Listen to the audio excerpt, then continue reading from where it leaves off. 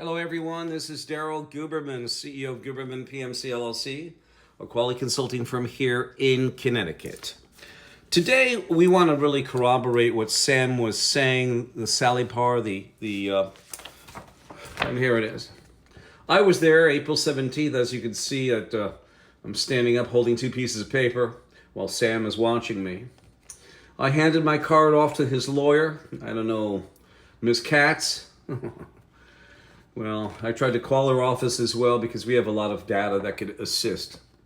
You know, one of the attorneys from Ethiopian Air asked me to write almost like a legal brief as to saying why should Anzi Aina be part of the lawsuit on Boeing. But the way he alluded to it, I must confess that it's like they got a lot of money out of Boeing. Why even bother with Anzi Aina? Well, Anzi Aina's almost a $100 million company, ladies and gentlemen. Don't you think that they too are responsible for being part of this tragedy that happened with quality at Boeing?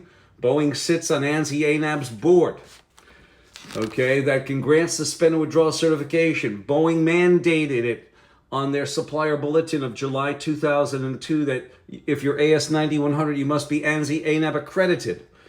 On top of that, on their supplier portal, where the suppliers go to see what they are required to become a supplier, they say third-party registrars are supposed to be Anzi Ainab or international equivalent Anzi Ainab or underwriters. For the International Accreditation Forum Incorporated in Delaware, that is a association of national and international accreditation bodies. Those bodies are equivalent in accreditation to Anzi Ainab. Anzi was the founder of the IAF, and Ainab is the affiliate member of the IAF. So they are underwriters. Not only that, their sister organization, IF, in Australia is the International Laboratory Accreditation Cooperation. So I was there supporting Sam Salipar. He didn't know who I was. And I wish that he would be, and I hate to use the word wish, but I wish he would contact me so that we can chat a little bit, because we have a lot of data that could really rectify the situation of his exposing Boeing to some improprieties. We have it all. In 2009, Boeing was made an FAA regulator, which meant that they did not have to report on the M.KHAN system, nor did they have to report on new aircraft designs, as Sam was letting everybody know. He also said that he was being bullied by his supervisor. 16 calls. I think he had his tires flattened, all the rest of that, and it's absolutely terrible. But we're going to get to something, because we had a quality professional years back that sent us a one paragraph concerning the bullying, concerning the corporations, concerning what I'm going to show you today. But what I want to do is I want to show you just a brief tidbit of information. I was also there on June 18th watching David Calhoun being inquisitioned by the board, Richard Blumenthal, the DHS. Over here, you have three federal agencies on board, the DOJ, DHS, FAA, and of course, Boeing. The thing about it is that the DHS, the FAA, the DOJ, all sit on Anzi Ainab's board. They pay a membership fee. Now, I will say this, the DHS, the DOJ, the Department of Commerce, and also the FDA pays Anzi Ainab a membership fee, but they are also the Anzi Ainab, they are the customers of Anzi Ainab. That means DHS, DOJ, Department of Commerce, and FDA are customers of Anzi Ainab, who is Boeing's accreditation body. And Boeing sits on Anzi Ainab's board, paying the membership fee. And there's also 7 different registrars sitting on Anzi Ainab that a lot of Boeing suppliers use. You have TUV, SUD, TUV Rhineland, DQS, NSF, NQA, Intertech, and BSI, 7 registrars sitting by their accreditation body, Anzi Ainab, and the companies, whether it's federal agencies or corporations like Boeing, that utilize this mess. And I want to show you this, and here it is. Here's the actual,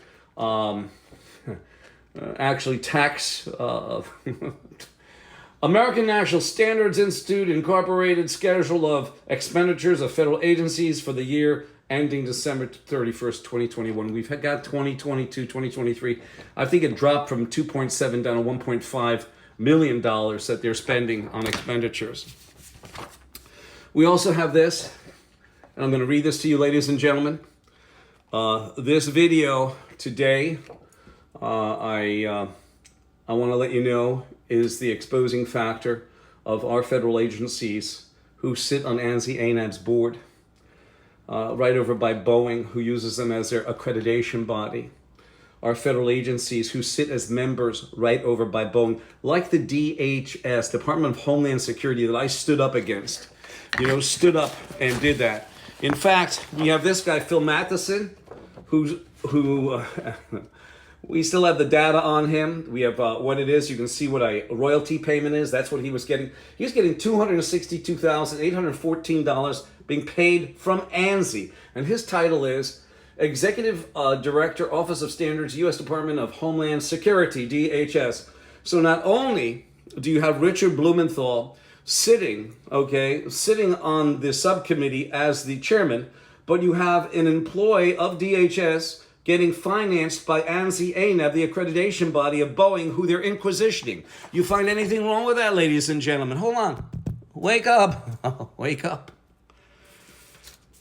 So, I'm going to read you this, and then I'm going to read you what the wonderful person, I've lost touch with him, but he left this for me. I don't know where he is, but Peter. But how can justice, ladies and gentlemen, be done when we have the DOJ, Department of Justice, Department of Homeland Security, Federal Aviation Administration, members on ANSI-ANAB board, the accreditation body and underwriter of Boeing for, the DOJ, DHS, Department of Commerce, FDA, all are paying fees, not just for membership, but also for business transaction. Those companies are their customer. I will show. Okay? The federal agencies listed are ANSI-ANAB's customer. Department of Commerce, Homeland Security, Department of Justice, and FDA. You find anything wrong with them? ANSI-ANAB are underwriters for the IAF International Accreditation Forum, incorporated in Delaware.